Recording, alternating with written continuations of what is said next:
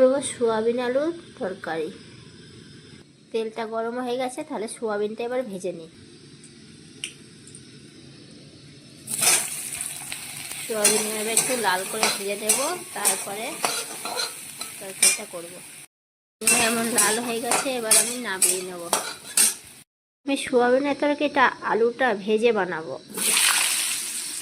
আলুটা আমি ভেজে নেবো লাল করে, দিয়ে সোয়াবিনের তরকারিটা করবো।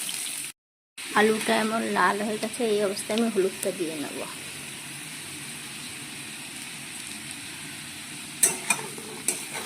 একটু হালকা জল দিয়ে নেব, দিয়ে দেবো কাঁচা লঙ্কা বাটা।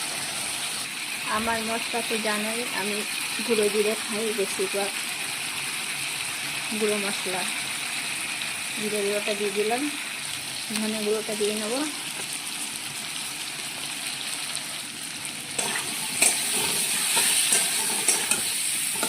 এবার একটু গোলকি গুঁড়ো দেবো,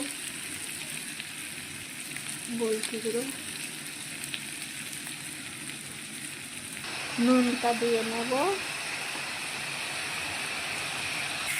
আলুটা কষানো হয়ে গেছে, ঝোলের জন্য জল দিয়ে নেব। ঝোলের জন্য জল দিয়ে নিয়েছি। ঝোলটা ফুটে উঠলে সোয়াবিনটা দিয়ে নেব। ঝোলটা ফুটে উঠেছে, এই অবস্থায় সোয়াবিনটা দিয়ে নেব।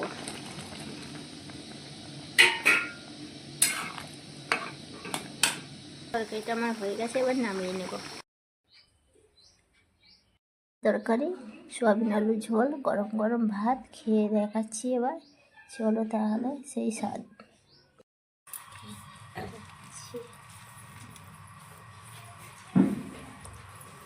সেই স্বাদ।